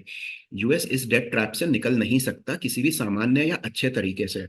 उनके निकलने का तरीका खुद है कि उन्हें खुद डी डॉलराइजेशन की दिशा में कदम बढ़ाने पड़ेंगे, या फिर डेट पे डिफॉल्ट कर लें, या फिर दूसरों को पीट पीट करके, मार पीट करके, युद्ध करके भगा दें या अपने में मिला लें। तो और कोई तरीका नहीं है। Rising price of gold and silver is indicating towards what signals? I think मैंने ये थोड़ा सा आंसर कर ही दिया है। कोई भी प्रेसिडेंट आ जाए, यूएस डेट कैसे कम होगा ये भी हम डिस्कस कर चुके हैं। ये नहीं कम होने वाला इतनी आसानी से। What is in for India with proposed FTA with EU? I think मैंने ये थोड़ा डिटेल में डिस्कस कर सो लिया है। एक एक क्वेश्चन था सिद्धार्थ जी मेरा यहाँ पर, जी। थोड़ा सा slightly going on the psychological side as well, hmm. Economics. और ये चीज not only this webinar, overall जो मैं ये सोशल मीडिया और जो सारी चीजें मैं स्टडी हम्म। करता हूँ, कहीं ना कहीं मुझे ऐसा लगता है कि हमारे, तो देखा होगा कि बचपन में हमारे एक मानसिकता होती थी कि लाइट जाती थी तो हम पहले पड़ोसी के यहाँ देखते थे कि उसके यहाँ गई है या नहीं। तो ऐसा क्यों है कि हमारा समाज या हमारी इकोनॉमी या हमारे लोग, हमारा क्या हो रहा है उससे ज्यादा इसलिए परेशान है कि डॉलर गिर रहा है या नहीं, अमेरिका में क्या होने वाला है, ईयू के साथ क्या चल रहा है। टू व्हाट एक्सटेंट अमेरिकन और EU economics control India's economy, and as a society, समाज के तौर पर, राष्ट्र के तौर पर, क्या हमारी प्रायोरिटी अपने राष्ट्र की इकोनॉमिक्स की तरफ अधिक नहीं होनी चाहिए? हम इतने इन्फ्लुएंस्ड क्यों हैं? तो मतलब थोड़ा सा इकोनॉमिक्स और साइकोलॉजी के बॉर्डर लाइन पर ये क्वेश्चन जी। है, तो मैं आपके थॉट जानना चाह रहा था उस पर। जी। देखिए, ऐसा है कि केवल हमारी इकोनॉमी या इकोनॉमिक थॉट या प्रेजेंट डे इकोनॉमिक कमेंट्री ही बहुत ज्यादा यूएस उन्मुख नहीं है। हमारा जो पॉलिटिकल साइंस है, हमारा मैनेजमेंट है, हम सब कुछ, और इवन जो बेवकूफ़ी की चीजें हैं कि जेंडर कितने होते हैं, और मतलब कलर और रेस वॉर्स जो है जो यूएस में चल रही हैं, हम यहाँ बैठ करके उससे इन्फ्लुएंस होते रहते हैं। ये बेसिकली एक तरह की मानसिक दिवालियेपन का प्रतीक है। जैसे मुझे एक चीज से बहुत इरिटेशन होता है, मतलब हिस्टोरिकली जो है हम इस चीज पर क्रिप करते थे कि कालिदास को हम शेक्सपियर ऑफ द ईस्ट और चाणक्य को जो है माकियावेली ऑफ द ईस्ट कहते हैं। जबकि चाणक्य जो है वो 2300 साल 2400 साल पहले थे, कालिदास जो है वो 1300 1400 साल पहले थे, और उसके बावजूद हम उनको जो है वो अपने 200 300 साल पहले जो लोग हैं यूरोपियन, उनसे कंपेयर करते हैं। इसको कहते हैं बहुत ज्यादा यूरोपियन होना इन अवर वर्ल्ड व्यू। हमको भारत में क्या हो रहा है उससे कम फर्क पड़ता है यूरोप में क्या हो रहा है। जैसे एक समय पर ये कम्युनिस्टों के बारे में कहा जाता था कि जब मॉस्को में बारिश होती है तो वो कलकत्ता में छतरी खोल लेते हैं। वैसे ही भारतीयों का हाल है कि यूएस में क्या हो रहा है, वहां रेस वॉर हो रही है, वहां लोग हिज हर अपने जेंडर में लगाए पड़े हैं। तो यहाँ पर सारे लोग अपने जेंडर में हिज हर, अपने लिंक्डइन प्रोफाइल पर हिज हर लिख करके घूम रहे हैं। उन्हें कोई खाक अकल नहीं है। लेकिन चूंकि सफेद आदमी ने किया है, white man are doing that, so that must be the right thing. इसको कहते हैं मानसिक दिवालियेपन का प्रतीक। जो कौटिल्य और कालिदास के संग हम आज से 50 70 100 साल पहले करते थे, आज की डेट में मुझे बहुत इरिटेशन होता है जब मैं जाता हूँ दिल्ली, बॉम्बे, इंदौर, लखनऊ, बैंगलोर ऐसी जगहों पर, और वहां पर ना एक सिंगापुर सिटी होती है, वहां पर एक न्यूयॉर्क सिटी होती है। वहां पर मतलब ये दोनों बाय द वे इंदौर में है, न्यूयॉर्क सिटी और सिंगापुर सिटी, और जिसके बाहर एक स्टैचू ऑफ लिबर्टी खड़ी है, जिसके बाहर एक वो सिंगापुर के मरलायन बने हुए हैं वैसे ही पानी फेंकते हुए। मानसिक दिवालियेपन का प्रतीक कि विदेशों में जो है वो सब कुछ अच्छा ही है, हमको उन्हीं से कंसर्न रहने की, उन्हीं के समाज की चिंता करने की जरूरत है। और ये पहले जो है वो 2% जो एलीट हुआ करते थे समाज में, उनका माइंडसेट हुआ करता था। आज की डेट में इंफॉर्मेशन रेवोल्यूशन की वजह से, सूचना क्रांति की वजह से, ये बीमारी जो है वो मध्यम वर्ग तक फैल गई है। जिसको भी थोड़ी सी अंग्रेजी पढ़ना लिखना आता है, सोशल मीडिया पर वहां की बेवकूफी पढ़ करके उसको पूरी बंदर नकल करने में लगे हैं। अगर मैं इसको इकोनॉमिक्स के कंटेक्स्ट में देखूं, तो देखिए ऐसा है, हमारा जो टोटल ट्रेड है, टोटल ट्रेड मतलब टोटल ट्रेड, वो $2 ट्रिलियन के आसपास है। सारा इंपोर्ट एक्सपोर्ट सर्विसेज मर्चेंडाइज सब कुछ मिला करके टोटल इकोनॉमी 4 ट्रिलियन है। तो 50% of our economy is related somehow to the import export. लेकिन उसमें यूरोप और यूएस का रोल जो है वो बेयरली 30 40% है। दैट इज $400 से $500 बिलियन, मतलब हमारी टोटल इकोनॉमी का 10%। तो हमारी इकोनॉमी के, हमारे समाज के थॉट प्रोसेस में भी वो केवल 10% जगह पाना चाहिए, लेकिन हम मानते हैं कि 90% उनकी जगह है। ये केवल हमारी मानसिक गुलामी है जिससे आज तक हम बाहर नहीं निकले हैं। ये पूरी तरह से ओवरवेलमिंग कॉलोनियल माइंडसेट है। और इस वजह से हम यूएस में बारिश होती है तो हम यहाँ छाता खोल लेते हैं। आजकल का मॉडर्न हाल ये है। थैंक यू भैया। जी। आई थिंक पौने, मतलब 1.5 घंटे कितने हो गए, 1 घंटे से ऊपर, 1.25 घंटे हो रहे हैं। 9:15। एक काम करते हैं, सुभाष चंद्रा जी ने काफी देर से हैंड रेस कर रखा है। सुभाष चंद्रा जी से सुनते हैं और उसके बाद में क्विकली जो 3-4 न्यू मैसेजेस हैं मैं उसको आंसर करने की कोशिश करूंगा नॉन रिपीटेटिवली। ठीक है। जी Subhash ji please go ahead. जी नमस्कार। मेरे दो क्वेश्चन हैं। एक है जो सिल्वर और राइज में ये पैराबोलिक मूव आया है, टॉप की कब क्या संभावना है, कहाँ तक ये जाएगा? जिसके प्राइस राइज में पैराबोलिक मूव आया है उसकी क्या पॉसिबिलिटी है कि उसके कहाँ पर उसका टॉप देख सकते हैं? दूसरा ये है कि हमारे स्टॉक मार्केट में पिछले काफ़ी टाइम से जो एफआई हैं उनका आउटफ्लो है मनी का, तो क्या ये माना जाए कि जो उनका सेंटिमेंट है इंडियन इकोनॉमी के कॉन्टेस्ट में वो वीक है, या वो जी हमारी इकोनॉमी को हम तो मान रहे हैं कि बहुत पावरफुल है, हम 7% की ग्रोथ रेट है, लेकिन जो आउटफ्लो है मनी का एफआई का उससे ऐसा लग नहीं रहा है, क्योंकि उन्हें हम लगातार एफआई को अट्रैक्ट भी कर रहे हैं लेकिन वो मनी बाहर जा रहा है कंटिन्यूसली। जी। तो इस पे सर प्लीज। देखिए सिल्वर का ट्रेजेक्ट्री या गोल्ड का ट्रेजेक्ट्री क्या होगा, अगेन बहुत ज्यादा स्पेकुलेटिव है। मेरे घर में खुद डिस्कशन होता रहता है और मुझे खुद नहीं पता कि उसमें पैसा डालना चाहिए कि नहीं, तो मेरी एडवाइस तो ना ही ली जाए तो ज्यादा बेहतर है। इकोनॉमिस्ट के तौर पर, फाइनेंशियल इन्वेस्टर के तौर पर कुछ भी नहीं कहा जा सकता, क्योंकि इसमें जो फोर्सेस काम कर रही हैं वो प्लेनली डिमांड और सप्लाई के फोर्सेस नहीं हैं। उसमें बहुत ज्यादा स्पेकुलेशन इन्वॉल्व है और बड़ी पार्टीज का स्पेकुलेशन है। जहां पर स्पेकुलेशन होता है वहां पर ये कसीनो और जुए जैसा हो जाता है। इसमें कुछ भी नहीं कहा जा सकता। और इसमें मैं केवल इन्वेस्टर्स की बात नहीं कर रहा, भारत एज अ कंट्री भी बहुत छोटा प्लेयर है, क्योंकि हमारा जो टोटल इकोनॉमिक साइज है वो वर्ल्ड के कंपैरिजन में बहुत छोटा है, भले ही हम तीसरी चौथी पांचवी बड़ी अर्थव्यवस्था की बात करें। इसलिए इस बारे में हम बात नहीं करते। जहां तक आपने जो दूसरा प्रश्न पूछा सुभाष जी, एक सेकंड, वो क्या था? स्टॉक मार्केट में एफआईआईज का बाहर जाना, हाँ। तो जी देखिए एफआईआईज के बाहर जाने की शुरुआत अगर आप नोटिस करें तो धीरे धीरे करके हुई थी, जब सडनली एक कैपिटल गेन्स, लॉन्ग टर्म और शॉर्ट टर्म कैपिटल गेन पहले इंट्रोड्यूस किया गया और फिर उसकी दरें बढ़ाई गई, 12.5 और 20% की गई। तो इसमें दो प्रॉब्लम है। पहला तो टैक्स रेट हाई होना एक प्रॉब्लम है। दूसरा, किसी भी कंपनी को, जैसा मैंने पहले भी कहा, अनसर्टेनिटी और ये सरकार का लालची बिहेवियर कि जब सेक्टर बड़ा हो गया तो उसको सडनली ट्रैप कर दो अपने टैक्स नेट में, ये किसी को पसंद नहीं आता। ऐसे व्यक्ति के संग जो खेल शुरू होने के बाद बाउंड्री छोटी कर देता है या बाउंड्री बड़ी कर देता है या कैच के नियम बदल देता है, ऐसे व्यक्ति के संग किसी को बिजनेस करना पसंद नहीं होता। इसलिए भारत की जो टैक्स पॉलिसी है, एक तरफ वो प्यूनिटिव है, दूसरी तरफ अनसर्टेन है। बीच खेल में आप नियम बदल देते हैं, इसलिए कोई आपके संग बिजनेस करना नहीं चाहता।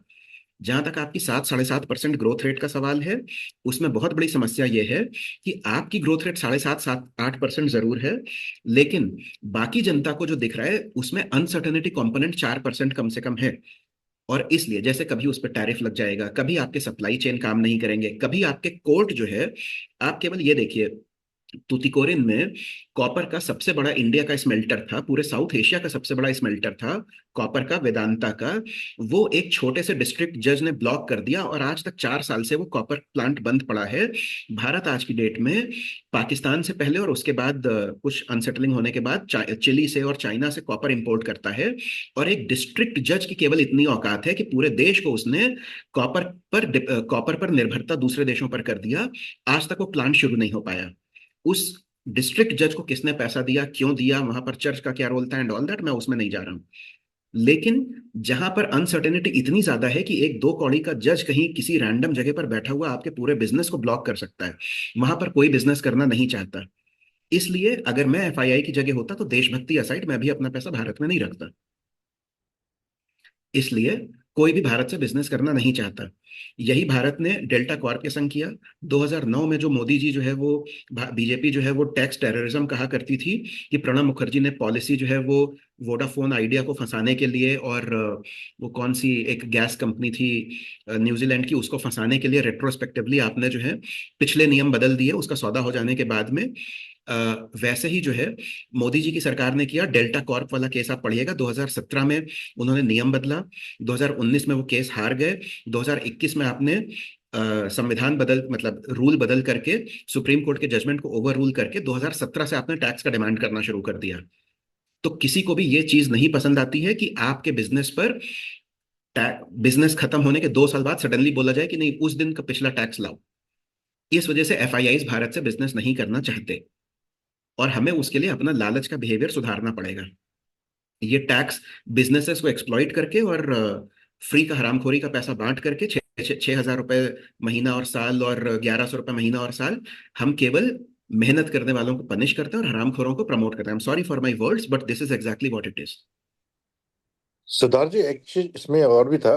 जैसे आपने कहा कि एफआई पैसा निकाल ले, but at the same time 114 दिन हो गए लगातार, 110 दिन हो गए लगातार हमारा जो डीआई है वो पैसा डाल रहा है।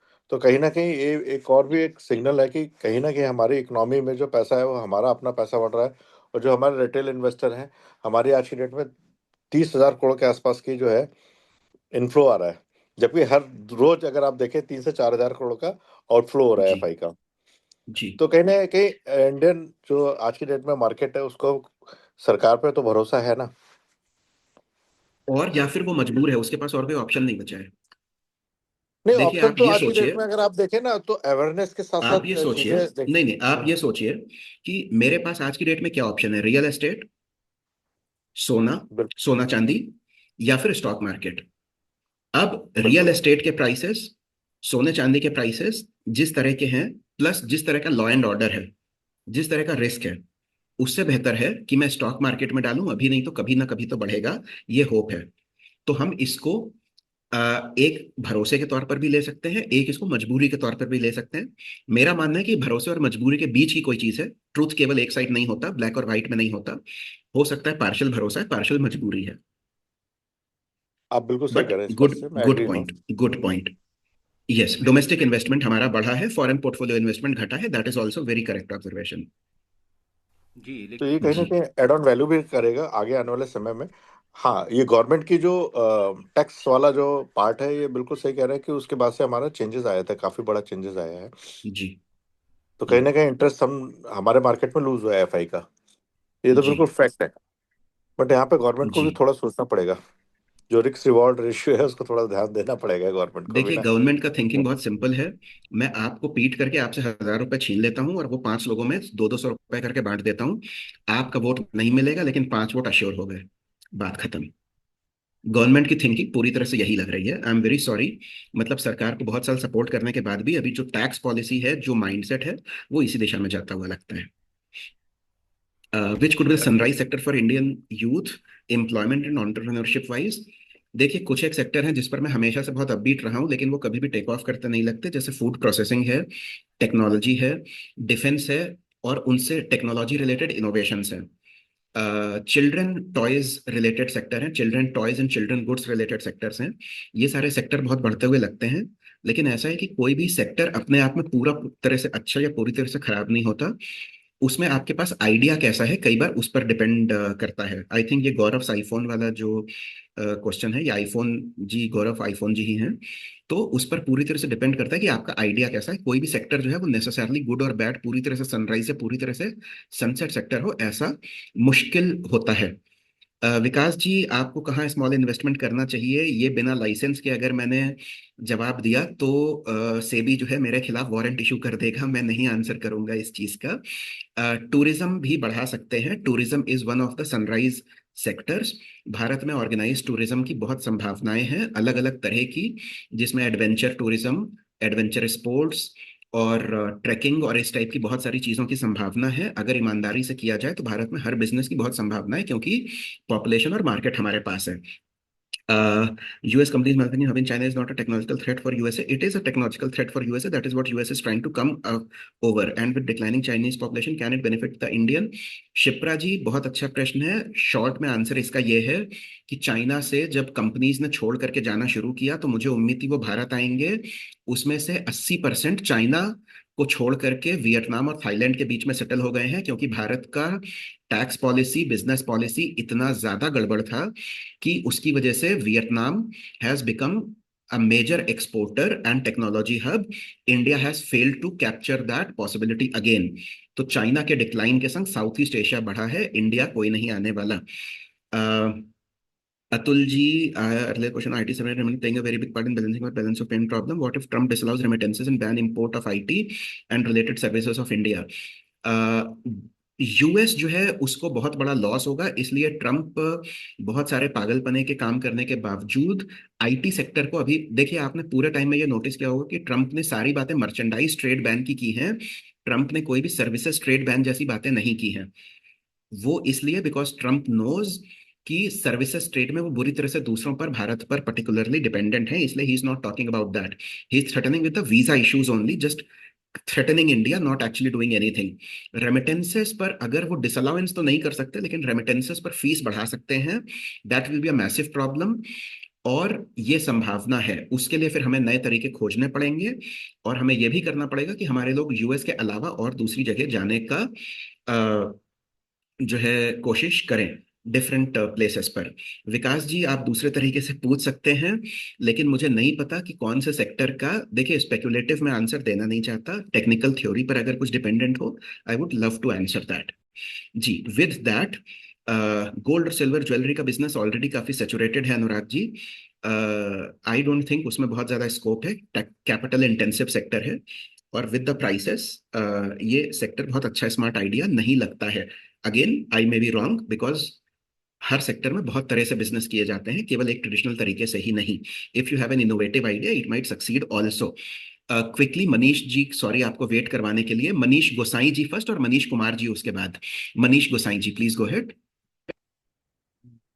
Thank you, Siddharth ji, for that comprehensive session that is taken for us today. मेरा question ये था, the way things are, would it be incorrect or would it be uh, uh, crossing the line if we say that in a way our system of governance is in a way closet communism? Manish ji, आपकी आवाज break कर रही है, तो मैं कुछ keywords miss कर गया। जी, am I audible? जी, अब बेटर है। जी, so मैं ये कह रहा था कि the way things are moving, would it be incorrect to say that we are heading towards, or the present form, the government is in a way a closet communism? देखिए, if it was so easy, I would actually have kind of appreciated if we were so clear. The problem is they are not even closet communist. It is total confusion,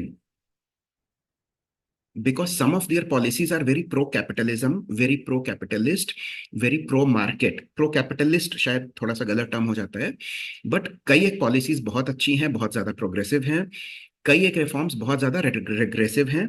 तो इसको कहते हैं total mental clarity ना होना। Reforms के लिए आपको, जैसे ऐसे में जेटली जी जैसे लोग याद आते हैं, अरुण जेटली का मेंटल क्लैरिटी बहुत हाई था कि मेरा ऑब्जेक्टिव क्या है। इस सरकार में अभी आपका ऑब्जेक्टिव क्या है ये पता नहीं चलता। आप डेली बेसिस पर सुबह उठ करके जब डिसाइड करते हैं कि आज मैं जीवन कैसे जीऊंगा, तो आप एक दिन एक एग्जाम की तैयारी कर रहे हैं, दूसरे दिन दूसरे एग्जाम की, तीसरे दिन तीसरे की, और अंत में आप सब में फेल हो जाते हैं। प्रेजेंट डे सरकार में बहुत ज्यादा सेंट्रलाइजेशन का प्रॉब्लम है, या ये किसी दिन क्लोजेट कम्युनिस्ट हो जाते हैं, किसी दिन क्लोजेट कैपिटलिस्ट हो जाते हैं, किसी दिन क्लोजेट क्रोनी हो जाते हैं। इसके बारे में कोई क्लैरिटी नहीं है, हर दिन मिक्स एविडेंस आते हैं। और इसलिए मैं कहूंगा कि मेंटल क्लैरिटी ना होना इज अ बिगर प्रॉब्लम। अगर आप गड़बड़ कर रहे हैं तो पूरे दिल से गड़बड़ तो करिए। आपको क्लैरिटी नहीं है कि आप करना क्या चाहते हैं, अच्छा बुरा गड़बड़ सही सही गलत कुछ पता ही नहीं चल रहा है, ये बहुत बड़ी प्रॉब्लम है। और कम्युनिकेशन बहुत वन वे है, it's not a two way communication, this is a massive problem. जी मनीष जी, लेकिन ये बहुत ही मतलब डीप क्वेश्चन था, सो थैंक्स फॉर दिस। जी Manish Kumar ji, please go ahead. जी नमस्कार सर, मेरा सवाल आपसे ये है कि अगर भारत एफडीआई की जगह, जैसे एफडीआई इन्वेस्टमेंट लाने का प्रयास करता है, उसकी स्थान पे अगर भारत में ही जागरूकता उत्पन्न करे और लोकल इन्वेस्टर को ध्यान दे, तो क्या एफडीआई को रिप्लेस नहीं कर सकते? नहीं, आपकी प्रॉब्लम जागरूकता नहीं है, आपकी प्रॉब्लम कैपिटल की कमी होना है। कैपिटल आपको बाहर से चाहिए। जिस दौर में चाइना ने 10-12% पर ग्रोथ किया है, उस दौर में चाइना हर साल $300 बिलियन या उससे अधिक एफडीआई लाता था। एफडीआई का मतलब खाली पैसा नहीं होता है। एफडीआई का मतलब उसके साथ में बहुत सारी ऑर्गेनाइजेशनल प्रैक्टिसेस, बहुत सारी टेक्नोलॉजी होता है। हमारी मेजर प्रॉब्लम इस समय टेक्नोलॉजी है, कैपिटल है। हमें एफडीआई को एम्ब्रेस करना चाहिए, आगे बढ़ के एफडीआई को बिना कंडीशन के लाने की कोशिश करना चाहिए। भारत में जागरूकता की कोई कमी नहीं है, लेकिन जागरूकता से अगर आप मशीन बना सकते तो बहुत अच्छी चीज होती। इस जागरूकता का कोई मतलब नहीं है जब तक आपके पास पैसा नहीं है। और वो पैसा, वो कैपिटल, वो technology, financial and physical capital FDI के थ्रू बहुत तेजी से आ सकती है। खुद से वही काम करने में और लाने में, इसको कहते हैं री इन्वेंटिंग द व्हील। 20, 50, 100 साल लगेंगे, और जब आप 20 साल बाद वो व्हील री इन्वेंट करेंगे, तब आपको पता चलेगा कि अरे दुनिया तो ऊपर उससे पहुंच गई नेक्स्ट लेवल पर। और हम यही चेज करते रहे हैं। 1950s और 60s में जो हमारी इंपोर्ट सब्स्टिट्यूशन और एक्सपोर्ट प्रमोशन की पॉलिसीज थी, उसने एफडीआई को, बाहर की टेक्नोलॉजी को लाना पूरी तरह से बैन किया। उसका रिजल्ट था कि 50, 60, 70s में हम पिछड़ते चले गए। इसलिए इस बात का कोई मतलब नहीं है कि हम भारत में जागरूकता पैदा करें। जागरूक लोग हैं काफी, आप उनको मौका दीजिए, वो देश की किस्मत पलट देंगे। प्रॉब्लम यह है कि बीच में सरकारी बाबू बैठ करके रोड़े अटका रहा है, और उसकी वजह से, या सरकार रोड़े अटका रही है और उसकी वजह से जो जागरूक लोग हैं भी, उन्हें कुछ भी करने का मौका नहीं मिलता है। अदरवाइज हमारा सेक्टर बहुत सारा वंडर्स कर सकता है। जैसे शिप्रा जी ने इससे रिलेटेड एक बड़ा इंटरेस्टिंग सवाल पूछा है कि I am in a defence sector, so I am in defence sector, so no it's difficult to educate people overnight in manufacturing.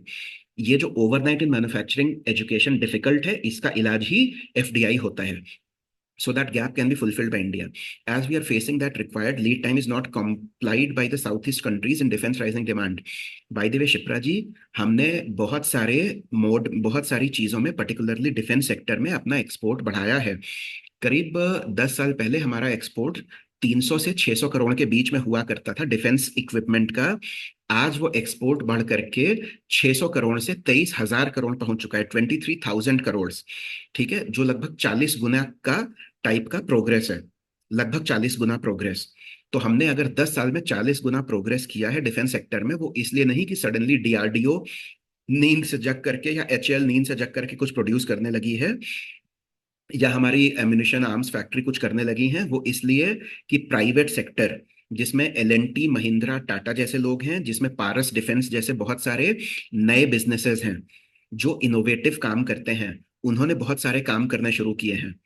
ठीक है, इस वजह से हमारा बिजनेस बढ़ना और बेटर होना शुरू हुआ है। और अगर ये अपॉर्चुनिटी आप दूसरे सेक्टर्स में भी लोगों को दें, तो भारत के लोग वंडर्स कर सकते हैं। उनके पास कैपिटल, अपॉर्चुनिटी, ये सब छोड़ करके सरकार को हट जाने का जरूरत है, और वो हम करने को तैयार नहीं है। आई थिंक अब काफी देर हो चुकी है, मैं काफी बोल चुका हूँ। दीपांशु जी, समराइजेशन और एंडिंग द सेशन आपके ऊपर। दीपांशु जी भी थक गए क्या? हाँ जी। जी। आ, नहीं भैया, बहुत बहुत धन्यवाद। मतलब बहुत अच्छा, मतलब ये डिस्कशन रहा, और आई थिंक लोगों को उनके क्वेश्चंस के आंसर मिले होंगे। और मैं यही रिक्वेस्ट करूंगा कि अगर कुछ ऐसे प्रश्न हैं जो आप नहीं पूछ पाए, तो अगर आप व्हाट्सएप ग्रुप से जुड़े हैं तो आप वहां पर शेयर कर सकते हैं।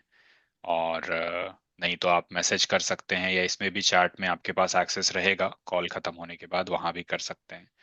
और अ, हाँ, मैं सिद्धार्थ भैया भी ग्रुप से जुड़े हुए हैं, तो वहाँ वो देखते रहेंगे, अगर कुछ ऐसे प्रश्न है तो आप जी आंसर कर सकते हैं। बिल्कुल। तो आप सभी का धन्यवाद, और सिद्धार्थ भैया आपका बहुत बहुत धन्यवाद, आपने टाइम निकाल कर इतना अच्छा सेशन दिया। एंड आई होप इस चीज़ को हम और कंटिन्यू कर सकें। तो बस इसके साथ ही जी। संडे है तो विदा लेते हैं। सभी को शुभ रात्रि, श्योर। और जय श्री राम। जी, जय श्री राम। धन्यवाद।